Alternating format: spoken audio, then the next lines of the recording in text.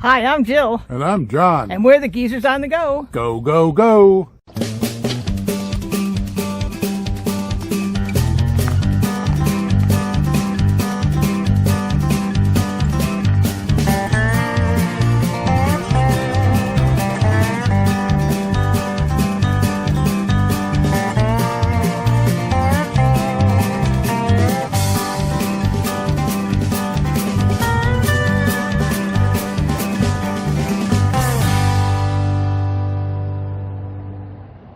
This time we're at Claytor Lake State Park in Virginia's Blue Ridge Mountains, popular for both its fishing and its beach scene. The park is located in Dublin, about 55 miles west of Roanoke in the south-central part of Virginia. The campground has 103 sites in 4 loops, but only the D loop has water and electric. Everything else is primitive. It also has 5 cabins, 3 bigger lodges, 4 yurts, and miles of trails. The lake is really the star of the show here, though, and I'm not sure which is more popular, the beach or the fishing. They both attract a lot of attention. And while you're at it, you should take the Wilderness Road up to New Bern. The whole town is on the National Historic Registry, and there's a museum there you won't want to miss.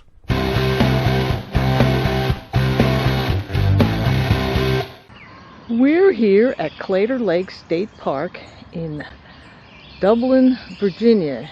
It's sort of kind of in the middle of the state, but a little more south, not that far off Interstate 81, so it's very convenient if you're traveling. And the site has water and electric.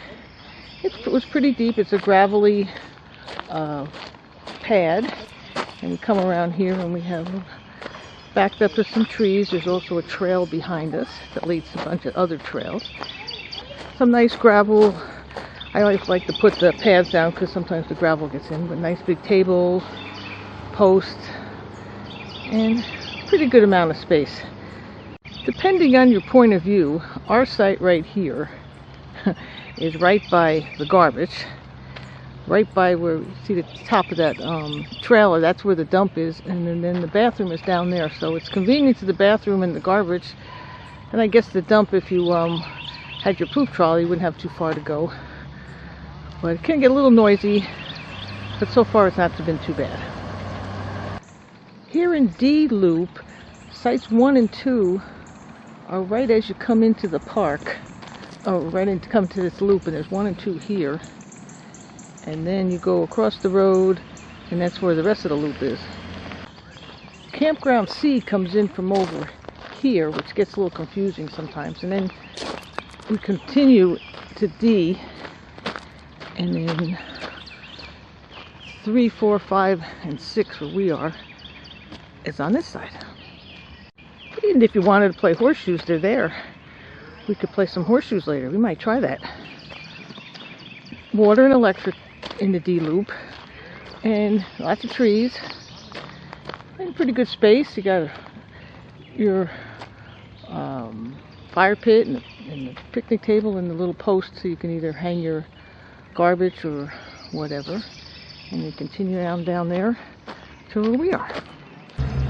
As we make our way a little more into D loop, it's sort of a different kind of setup. You got right straight down the middle. These are all pull-throughs, and we stayed here one time about 4 years ago. We were just passing through trying to get back from campgrounds closing because of COVID, and we stayed here one night, and that's why we decided to come back again, because we wanted to see what the park was. We really didn't get to see, but there's 2 full rows here of pull-throughs, and then there's some other ones that are sort of pull-throughs on the other side. We'll get a look at those. There's another little tiny loop here in D, and it's 9, 10, 11, and 12. And it's sort of in the corner over here. But these are pretty nice sites too. They have water and electric. And the one in the corner there would be nice. That's number 9. 10 and 11 would be okay because you're sort of close together. And then you have this other one back here, 12, which would be pretty good because you're tucked in back by the trees. So make a note of that one. also in this D loop from I think 28 down here through 35. These are kind of sort of pull-throughs, but not really. You're hoping that the person in front of you moves up far enough, because you sort of have to pull in from that way and park that way, and then you would come out, I guess, the other way. So you just have to hope that the person in front of you doesn't hog up the entrance, and so you can get in a little easier. I'm not sure I'd like these. 28 probably be the best one, because you're right at the end of the woods here, and then they have this big open space down here. Again, these are all the ones in the middle here. These are all pull-throughs. There's 24. And we were here the last time for the one day when COVID went crapola. We were over here in site 25, which was convenient because we were only staying one night. We didn't have to unhook. And then the bathroom was right down there. And as you come out again, this part in the middle here that has all the pull-throughs, you come back out again to the loop where we are, and you start down here at site number 35. And these are all not bad sites either. You have pretty good space. Some of these are a little closer. I kind of like the ones on our side a little better, but there you have Loop D. This is Campground B. We're going to take a quick little drive through. I don't think any of these have utilities. Yeah, it looks like they have basically nothing but a pad and a picnic table. And a fire ring, you know, the other. But they have no electric or no hookups of any sort. They're pretty, but there's reason there's nobody back here. Yeah, if there's openings with hookups, people with trailers will take those. Just gonna go around where A is, and that one's closed. Okay, yeah, that Looks the same. this is A up there with the gate across it, and it is closed. This is yurt number 1, and then they go down the row here, all perched over a little gorge here. I don't know what's at the bottom of the gorge. Probably nothing, but could be water. Who knows? They're nice looking yurts. Be fun to stay out here. Right now it'd be a lot of fun because there's nobody out here. What section are they in, John? I don't know. Are these in section B? B? I think they're behind section B. These are some of the cabins here at Claytor Lake. Boy, they are nice, big looking cabins, aren't they? And they're right on the lake. I don't know if these ones do, but some of them have docks. So you can rent a cabin. And they're right there, down below. See down there? There's a dock. yeah, there's a dock down there. You can see it through the trees. Some of them aren't real big, but some of these cabins are huge. Down at the far end of the campground, where it starts at shelter 1 here, there's a really nice grassy area here, and it's got horseshoe pits and tables, and there's a fishing pier down here too. Although you really couldn't probably swim down here because there's lots of rocks. It is a very nice area to come and sit for days. If you had a boat, you could bring your boat right there. You could fish off over there. Lots of tables right along the water. This looks like the area where you would launch a kayak or a canoe from right here, because it sort of slopes down, and then you could go right out into the lake. We're gonna take a walk out here on the pier. And water here. Water in the lake is very clear. You can see down pretty far. And like I said, you could, if you had a kayak, canoe, or your regular boat, you could probably tie up over here and come and sit at the picnic tables. Another walk down from the parking lot where we are there, where that's at shelter 1. Come down this paved path, and there's a big fishing pier. This is the boat launch area here at Claytor Lake, and last time we were here it was closed because of COVID. But it looks like a nice 2-lane place and right out to the main lake, and if you're lucky enough you might have a slip here at the marina. And it's a nice little deck up here. You could come sit and watch the boats come in and out. And this is for very tiny guests. One nice thing after you launch your boat, there are a couple of little places and piers that you can tie up to, like right there, and then right across on the other side there you could bring your boat, and if you wanted to stop for a day, go and sit and have some lunch. One of the things I love about Virginia state parks is they have really good markers on their trails. I've been on so many trails where it's not marked and I seem to go the wrong way, but this one gives you some good stuff. Which way you want to go? That way, or back up the hill, or out that way towards the big fields, and then that way says it's the lake trail. So pick a way to go. Okay, coming up to another signpost here, and I'll have to decide which way we want to go. Okay, we got the Bent Tree, the Claytor Lake Trail, and I think I want to try to see if I can find the overlook. Most of these trails say that you can have bikes, but you probably have to be very careful because there's lots of roots on here.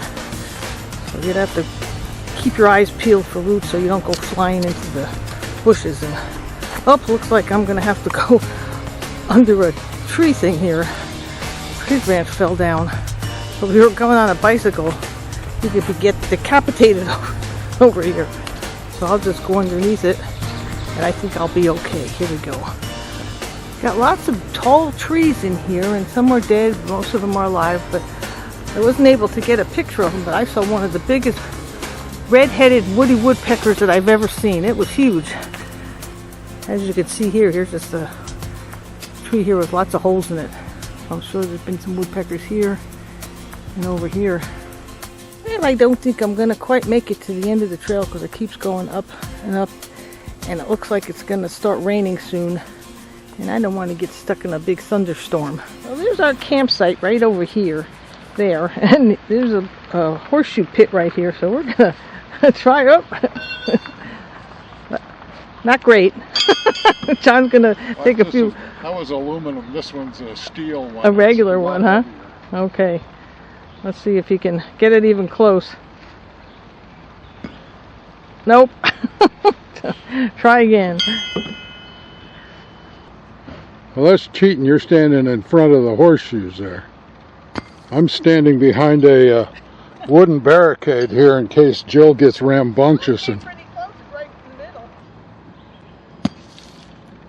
And that one, I can't even find it.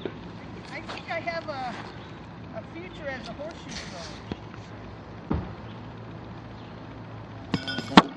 throw. Oh, that one bounced into the wood in front of me here. Good thing I'm standing behind a barricade. Alright, Jill's ready for the top of the 9th inning here. Whoa! Over the fence, home run. That one's almost out in the road. A ground rule double. Okay, John, see if you can beat me now. All right. What am I trailing by? One? One, yeah. All right. I got 1 point on that last one. Oh, a little short. A little short. I'm afraid to test out my strength here. I might throw it up in somebody's backyard. Hey, don't throw it too hard or you'll go, we're in campground D, you'll be in campground C, right? Yeah, I'll be in campground D. The horseshoe will be laying on the ground. Yeah, this Claytor Lake State Park is really nice here in Virginia. It's has 4 loops. We're in loop D, which is the only one that has water and electric. The other rest are primitive. Primitive or have no hookups, but they're nice. Only 2 of them were open while we were here. It's in end of April. But it's a beautiful park. Yeah, and it's the funny thing about it is it's on a big, gorgeous lake. I mean, it's 21 miles long, but there are no campsites on the lake. The campsites are up away from the lake on the side of the hill, but it's an easy drive down to the bottom. Right, and I'm glad we got a chance to look at it this time. We were here a couple of years ago, right during COVID, and we just sort of passed through, stayed one day, and said goodbye. Yeah, it was sort of, Claytor Lake was sort of a distant, foggy memory until we came back. And I'm glad we did, because it's a beautiful area. I said you can. Has a nice big beach area, has a big couple boat launches, has a big day use area that has fishing piers and a place you can put in a kayak. You got to watch out for that beach, though. There's 2 colleges in the area, Radford and Virginia Tech, and that beach can get crazy with college kids. We were here one day when it was 80 degrees and you couldn't find, I think, an inch of space to sit on the beach. I think school had either just let out or it was the Easter break or something. I don't know.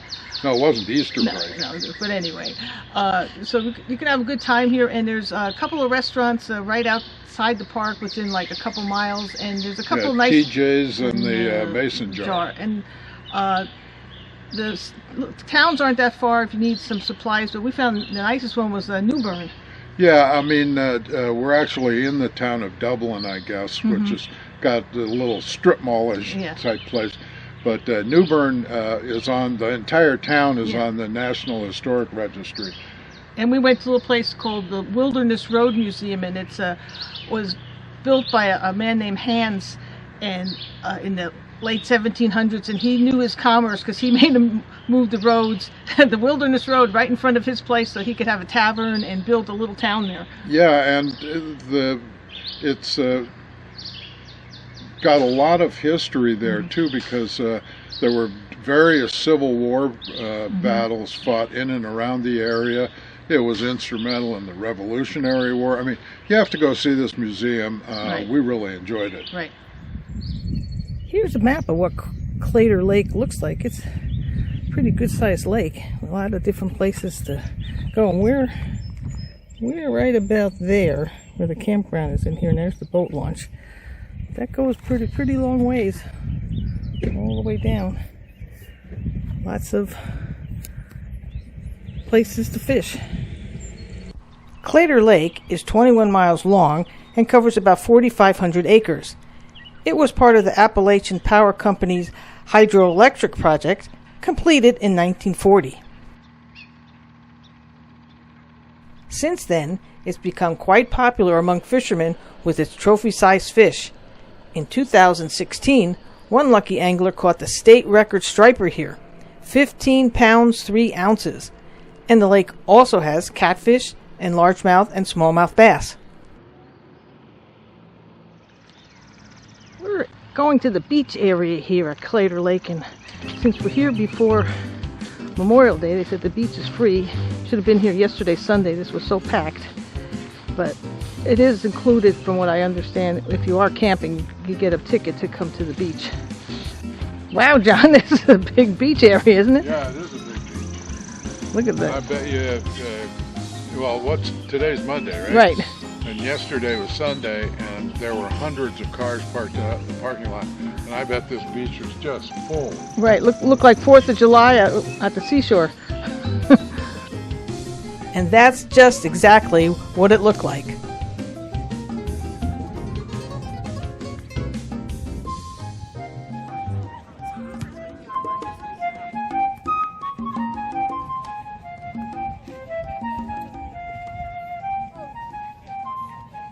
There's people on our beach.